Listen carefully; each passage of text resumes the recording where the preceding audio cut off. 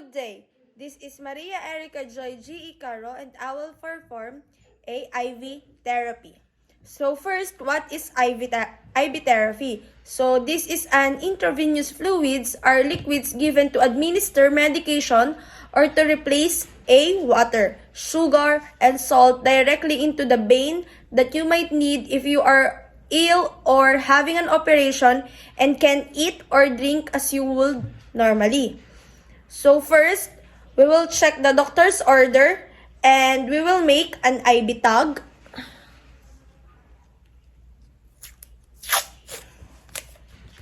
IV tag.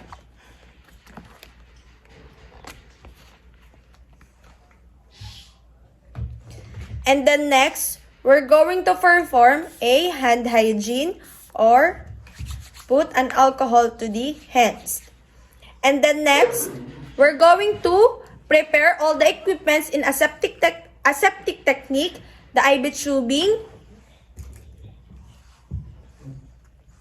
the IV fluid. So we're going to check the color, the clarity, and the expiration of the IV fluid.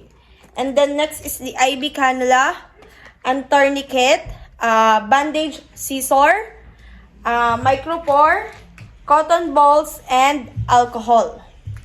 And now, we're going to check the tubing for obstructions. So we're going to move the roller clamp into about 3 cm below and drip the chamber and close the clamp. And then next, we're going to clean the ring of the IV fluid. So remove natin yung ring or the protective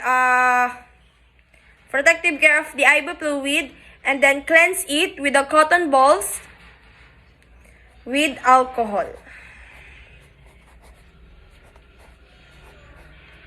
And now, we're going to insert the spike into the port gently by pushing and twisting. So, carefully insert the spike.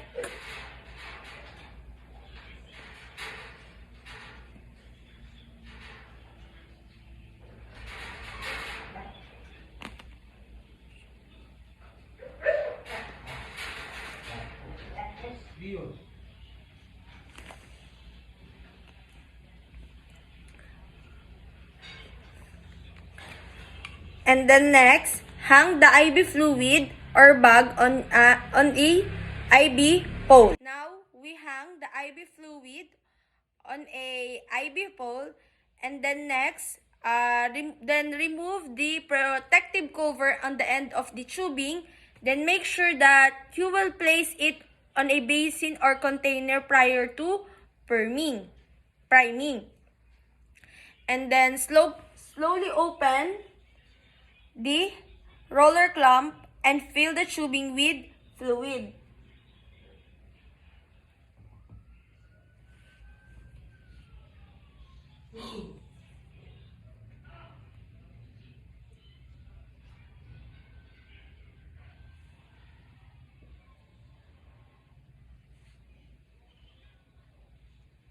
And then we're going to check the entire length to ensure no air bubbles that present.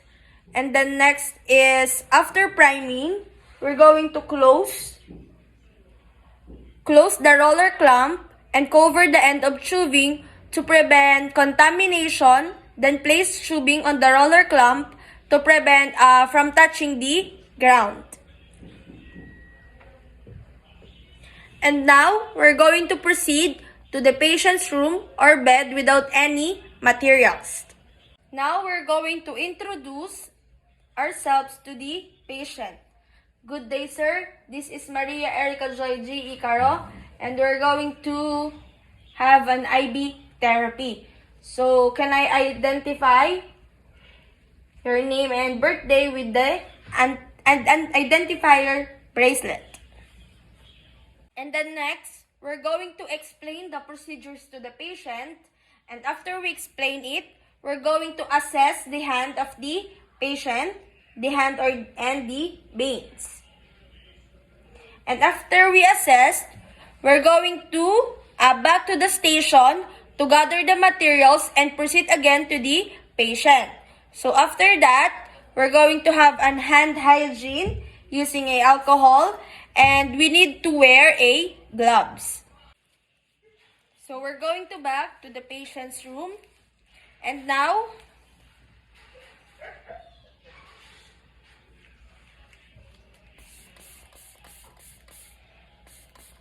we're going to have a cotton balls with alcohol to clearing.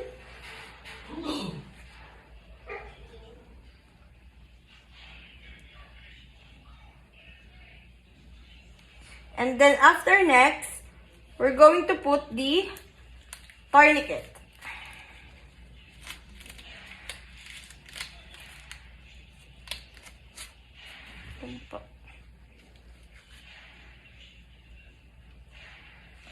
And after we apply the tourniquet, we're going to clean the site.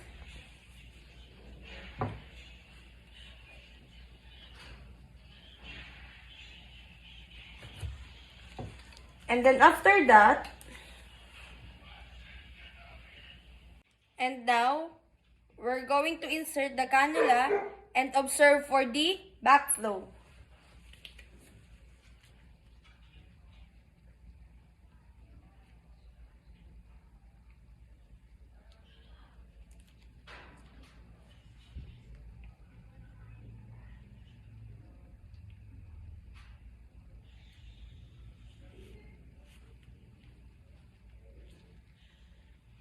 And after that, we're going to apply a pressure and remove the tourniquet.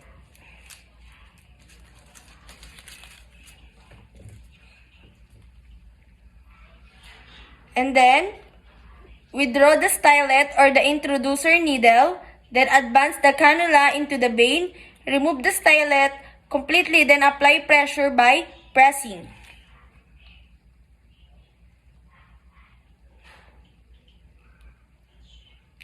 And then next, we're going to connect the IV tubing. We're going to connect the IV tubing to the cannula.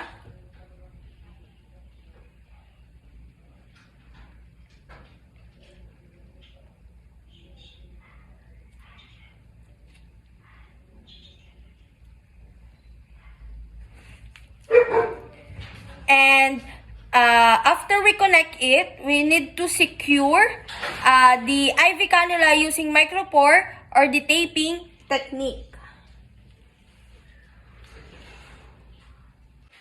After we connect the IV cannula to the tubing, we need to secure the IV cannula using the micropore or the taping technique.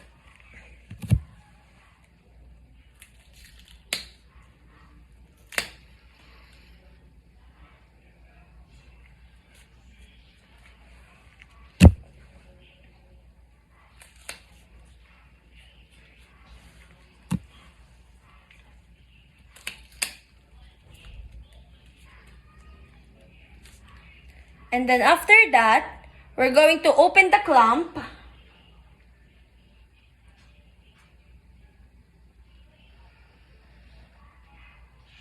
After we open the clamp, regulation depends on the doctor's order and the computation.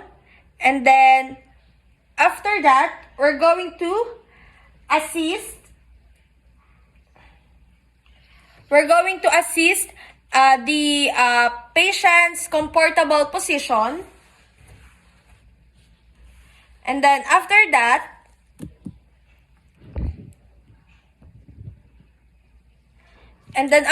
we assist the patients, we need to gather all the materials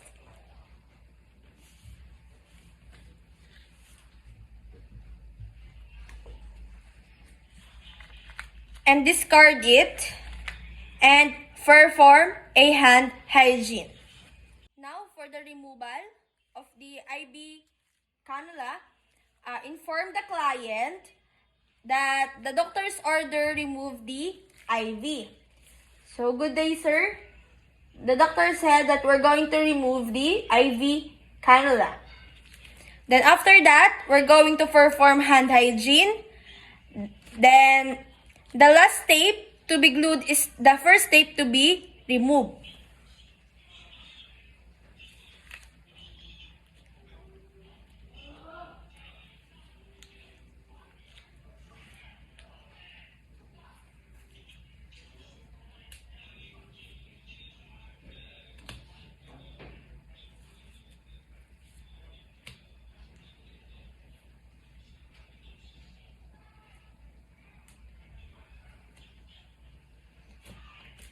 And then now we're going to apply a micropore and cotton balls to the side, and we're going to apply a pressure.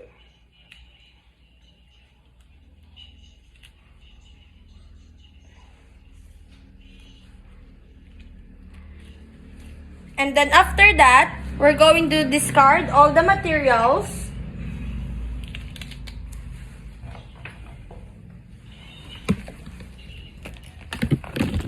Perform hand hygiene again, and then documentation. That's all, and thank you.